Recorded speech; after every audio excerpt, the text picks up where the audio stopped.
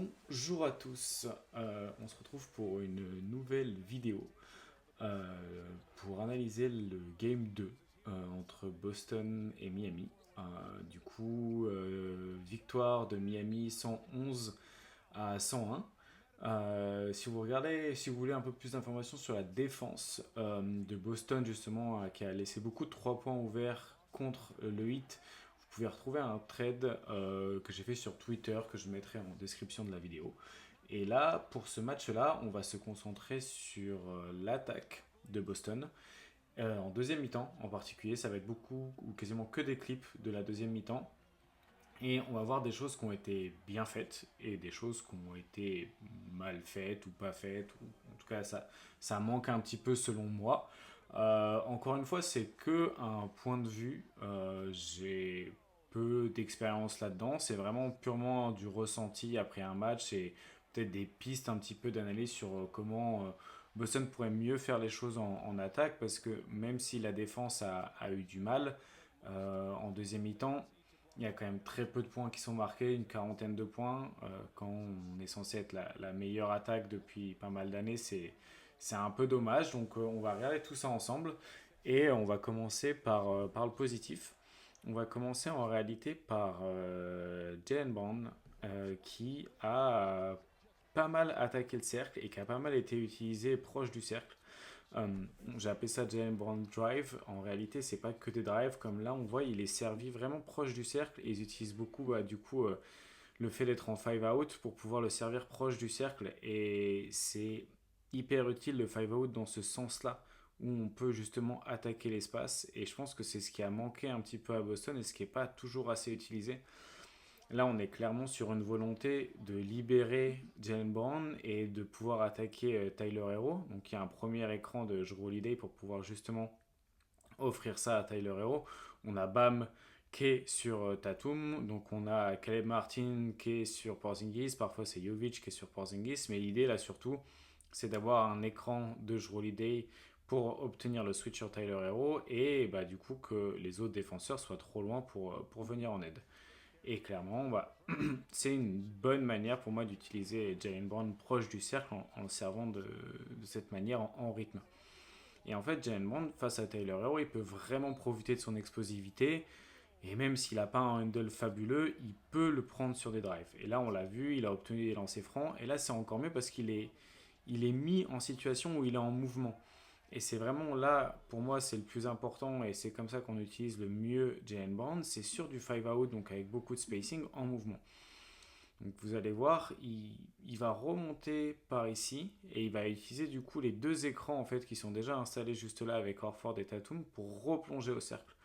Et pendant ce temps-là, vu que Jrue Holiday est aussi ici, ça concentre une partie de la défense. Vous voyez, c'est beaucoup plus difficile pour une défense de défendre deux actions qu'une seule. En sachant que tu défends majoritairement dans ton esprit l'action où le ballon se situe, alors qu'en fait la menace vient d'ici. Et c'est vraiment en multipliant les menaces et en utilisant du mouvement que Boston peut générer une très bonne attaque. Et ça a été fait par moment. Euh, c'est vraiment pour ça que je commence la vidéo par du positif. C'est parce qu'il n'y a pas tout acheté. Hein. Mais c'est vraiment grâce à du mouvement qu'ils arrivent à obtenir des bonnes choses. Là, encore une fois, utilisation du spacing. Il y a énormément de place. Il y a un high pick and roll ici. Il profite du fait que sur une remise en jeu qui a été faite rapidement ou de la semi-transition, c'est Tyler Hero qui se retrouve sur Jalen Brown et du coup tu peux attaquer un mismatch déjà prédisposé. En fait, il va refuser l'écran et tout simplement aller au cercle et prendre de vitesse à défense. Et ça, c'est permis par du mouvement, de la rapidité d'exécution et du spacing. J'ai remarqué de bonnes choses aussi du côté de Tatum. Il y a aussi des mauvaises choses, mais on va encore une fois commencer par le positif sur l'utilisation un petit peu dans l'espace. Et là, je crois qu'on est face à une zone et tout simplement, en fait, les cuts qui arrivent de loin dans un spacing, encore une fois, parce qu'il peut se permettre d'être aussi loin, c'est hyper utile. Et c'est encore une fois attaquer l'espace en mouvement. Là, on a une attaque qui commence à être statique. Le ballon ne bouge pas beaucoup, il n'y a pas beaucoup d'espace qui est possible pour Pritchard ici, ni à Lorford. C'est pas vraiment un créateur offensif. De toute façon, Pritchard, il a pris aucun tir sur le match là. Donc c'est assez difficile. Mais de l'autre côté, on a deux shooters à 3 points qui sont vraiment très menaçants et qui peuvent justement exécuter des cuts. Le cut pourrait venir aussi de Sam Hauser. L'idée, c'est de profiter de l'espace pour l'attaquer. Et là, une fois qu'il arrive à trouver Al Horford ici, bah en fait, Ice Smith, il est un petit peu bloqué et entre deux défenseurs. Et du coup, c'est ça qui permet d'avoir une opportunité de cut euh, pour attaquer l'espace. Donc encore une fois, c'est le mouvement dans l'espace qui va permettre que Boston punisse punisse cette défense du Heat qui est vraiment très bonne. Là aussi, ce qu'on retrouve, c'est d'arriver à attaquer sur les mismatchs dans un espace qui est encore une fois optimisé. Donc du 5 out avec du 4 out parce que du coup il y a Tatum qui récupère le ballon au niveau de la ligne des lancers francs et dans ce cas là pour la défense c'est hyper difficile de venir en aide. T'as pas, si tu viens en aide tu libères un shooter à 3 points et c'est exactement ce qu'essaye de faire Miami en attaque face à Boston et ils n'ont pas forcément envie de laisser des shooters ouverts du côté de Boston, surtout que Horford dans le corner, Hauser dans le corner c'est vraiment très menaçant, mais c'est les défenseurs de ces deux joueurs-là qui sont le plus à même de venir aider parce que c'est les deux qui sont le plus proches du cercle. Et même Pritchard, forcément ouvert à 3 points, ou Jrue Holiday qui est à 45% à 3 points en catch and shoot cette saison, t'as pas envie de les laisser tout seuls. Donc ça, c'est hyper important de l'utiliser. Et comme il n'y a pas d'aide, et tu peux finir au cercle. Et ça, c'est encore une fois, j'insiste vraiment sur le spacing et le mouvement parce que c'est comme ça qu'ils vont pouvoir punir cette défense de Miami qui a très peu de défauts et qui concède très peu de décalage. Là, on est sur un drive-in kick de Tatum. Hop. Donc, encore une fois, vous allez voir que dans toutes les actions que j'ai montées qui sont positives, souvent, l'attaque est initiée avant que la défense soit vraiment mise en place. Là, il n'y a personne qui est au niveau de la raquette. Regardez tout l'espace qu'il y a ici. L'attaque va être mise en place. Il y a encore très peu de choses qui sont à disposition pour la défense de Miami de venir en aide et de s'interposer. Et du coup, le driving kick rapide, il y a très vite la défense qui est prise à mal parce que Bam Adebayo il doit directement venir en aide et du coup ça offre déjà ici off-ball un 2 contre 3, un 3 contre 2 avec des bons joueurs et des joueurs aussi capables d'attaquer les close-out et un 3 points ouvert. Donc mouvement, rapidité d'exécution et mouvement dans les espaces. Et c'est vraiment pour moi les trois clés que Boston doit continuer à utiliser s'ils veulent pouvoir punir cette défense de Miami. Ensuite, on va regarder pour moi ce qui a été un gros point noir du match, c'est l'utilisation de Kristaps Porzingis. Et Kristaps Porzingis, il a été vu un petit peu pour dire face à Miami, avec du pick and pop, avec du mid-range, avec du post-up, il va pouvoir punir la zone, etc. Oui, mais avec certaines limites ou dans certaines conditions. Par exemple, insister énormément sur du pick and pop, surtout quand le défenseur qui défend sur lui c'est Jovic, il n'y a pas forcément d'intérêt. Surtout que encore une fois, c'est souvent comme il bouge pas très vite, ça va être des 3 points contestés. Si c'est sur Bam Adebayo et que tu es une vraie menace de drive, et c'est sur des moments où Bam Adebayo fait du drop ou du deep drop ou face à un Brook Lopez, je sais pas. Là, ça peut être utile. Et encore une fois, ça a ses limites parce que il est à 38% en catch and shoot à 3 points. Donc forcément, le pick and pop, ça va pas toujours être une solution à tout. Et ça reste souvent des 3 points contestés si c'est pas exécuté assez rapidement. Ensuite, on a le post-up. Le post-up, moi je veux bien, dans l'idée où on obtient le switch sur Tyler Hero et on lui offre le ballon dans cette zone-là. En vrai, pourquoi pas, mais ça reste un mi-distance contesté. Et en réalité, je pense pas que ce soit de cette manière-là que tu génères de l'attaque d'une manière efficace et une attaque collective. Parce que vous allez voir que les moments où on utilise justement ces post-up-là, c'est des moments où l'attaque est vraiment pas en mouvement. Et là, vraiment, regardez cette séquence en fin de possession, c'est d'une tristesse. Il y a Jalen Brown qui est malheureusement pas un joueur qui a beaucoup de handle, mais qui a le mérite d'essayer au moins d'être en mouvement. Et personne ne propose rien. Jrue Holiday qui commence par un cut depuis la ligne de fond alors que Jalen Brown est enfermé par deux joueurs. Enfin, je veux dire, faut pas attendre non plus de Jalen Brown qui fasse des passes à la Luka Doncic. Enfin, pour moi, c'est criant il n'y a pas de mouvement. Et on se pose beaucoup sur des individualités, ce qui est vachement dommage parce que les individualités, elles sont censées générer une certaine synergie pour pouvoir justement se bénéficier entre elles. Et là, on continue avec cette volonté d'utiliser du coup Porzingis sur du post-up, sur du mid-range.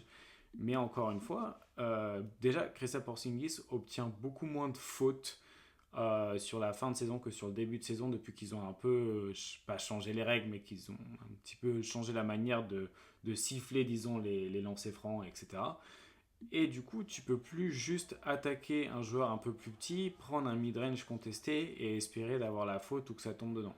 En fait, ça va générer une attaque qui est pas rentable et en plus qui crée aucune synergie collective. Alors que si tu le sers un peu plus proche du cercle, déjà, au lieu de le servir ici, tu vas le servir là. Là c'est 2 mètres, 1 mètre, mais la défense déjà va beaucoup plus se contracter autour de lui. Et une fois que la défense se contracte autour de lui, ben voilà, tu libères des espaces. Et c'est hyper important d'utiliser Porzingis en post-up pour générer des espaces et pas pour générer des tirs contestés. Enfin, l'idée là-dedans, je pense qu'il faut que je remonte encore un peu.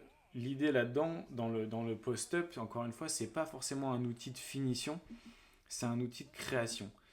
Et ici, t'as pas de passe ouverte. Donc en réalité, le post-up là, il sert à rien. T'as Derek White qui est au dunker spot, bah super, en vrai, Bam Adebayo il est nickel. En vrai, s'il part au drive pour Zingis, il est déjà en aide. T'as Jalen Brown qui est ici, qui est pas atteignable par une passe et qui est pas forcément un joueur en catch and shoot incroyable que tu as envie d'avoir dans un corner. Tu aurais potentiellement plus envie d'avoir Pritchard dans un corner.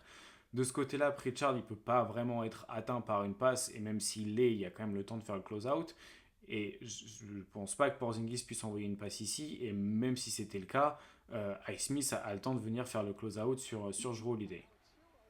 Donc pourquoi? Pour un tir contesté à mi-distance. Et franchement, je pense que ça a certaines limites, alors que si tu arrives à faire venir un deuxième défenseur sur le post-up, là oui, là c'est intéressant. Et c'est tout le problème d'arriver à le mettre dans des situations où il y a un deuxième défenseur qui vient et tu arrives à en faire quelque chose. Et quand tu n'arrives pas à en faire quelque chose, eh ben, ça donne une attaque très stagnante.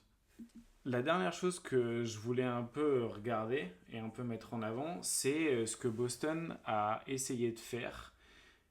Proche du cercle, c'était très bien. Ils ont une fréquence de cercle qui a été assez bonne. Là, sur la deuxième mi-temps, ils prennent 11 tirs au cercle, ce qui n'est pas énorme comme volume, mais ils prennent des très bons tirs au cercle. Mais regardez la zone du short mi-distance, du mid-range, ici, que des tirs ratés. Là aussi, et on regarde, en fait, c'est que des tirs qui ont été, on va voir, c'est que des tirs qui ont été contestés et qui sont dans une zone qui est pas toujours très facile. Et Boston n'a pas vraiment de joueurs qui maîtrisent complètement cette zone du terrain. Donc en réalité, ça donne encore une fois des tirs contestés qui sont dans une zone pas forcément rentable. Et pourtant, Boston a vachement insisté dessus, un peu avec tous les joueurs. Là, c'est un flotteur de Derek White qui obtient le switch sur Jovic. Et c'est un tir qui est ultra contesté parce qu'il n'y a aucun décalage qui est généré. Et en fait, s'il n'y a pas de décalage qui est généré, c'est parce que la défense de Miami concède peu de décalage parce qu'ils switch. Un premier switch, un deuxième switch. Donc si toi, en tant que joueur, tu n'arrives pas à faire la différence en 1 contre 1 à ce moment-là, bah, tu te retrouves à prendre des tirs compliqués. Là, il obtient un mismatch favorable. C'est un tough shot de Tatum qu'on a l'habitude de voir. Mais quand tu commences l'attaque en 1 contre 1 contre Duncan Robinson et qu'au début de l'horloge, tu arrives déjà à obtenir sur 1 contre 1, c'est quand même dommage de punir un mismatch sur un pull-up. Je sais que c'est des tirs qu'il aime bien, qu'il a l'habitude de prendre et qu'il demande à prendre, mais c'est pas des tirs qui sont rentables, et dans une mi-temps où tu marques que 40 points, c'est des actions qui coûtent très cher. Et là, vous allez voir, on a vu Tatum, on a vu White, on voit Brown qui prend aussi des tirs dans cette zone. C'est des tirs où l'attaque est très statique, il se passe rien. Genre vraiment, là, les loulous, ils sont à la plage. En réalité, c'est vas-y, on est dans les années 2000, on a une raquette qui est bien remplie, des mecs qui regardent leur star jouer et prendre des tirs compliqués. Et voilà, pépère. Du coup, cette zone-là, en plus d'être pas rentable, c'est souvent des moments où l'attaque est très stagnante. Et là, encore une fois, on a un espèce de hero ball de Jrue Holiday. Et le problème de ça, c'est que c'est quelque chose qui génère aucune synergie offensive parce que c'est du 1 contre 1. C'est du tir en mouvement, mais le seul mec qui bouge, c'est celui qui a le ballon. Et à côté de ça, bah, peu de synergie offensive. Et c'est un peu un des problèmes de l'attaque de Boston, c'est qu'il y a peu de mouvement, peu de synergie offensive et pas forcément des tirs qui ont été très rentables. Donc voilà pour cette micro-analyse de l'attaque de Boston. Il y a énormément de choses que j'ai dû manquer. Il y a des choses positives comme des choses négatives. Pas d'enseignement à tirer sur un match, mais que ce soit défensivement ou offensivement, c'est un match qui caractérise beaucoup les limites qu'on a pu essayer de un petit peu prévenir sur Boston, que ce soit en attaque ou en défense. Donc ça va être très intéressant de voir s'il y a des ajustements qui sont faits pour le Game 3 ou si on reste un petit peu sur ce game plan, mais à voir. En tout cas, curieux de voir la suite. Et si vous, de votre côté, vous avez envie d'avoir encore plus de contenu sur les Celtics, bah, sachez qu'il y a une preview qui a été faite par les gars du Trèfle aussi, qui est disponible sur la chaîne. Une interview de Jared Weiss, qui est un journaliste de The Athletic à Boston, qui est au plus proche des Celtics et qui nous raconte un peu les coulisses des dernières saisons. Et des vidéos d'analyse qui ont été faites sur le premier match aussi, qui sont disponibles sur la chaîne. Donc voilà, il y a des liens un peu partout, on vous laisse regarder tout ça, et du coup on se retrouvera pour peut-être une autre vidéo d'analyse ou pour le Game 3. Voilà, et ben bonne journée, bonne soirée, et à la prochaine.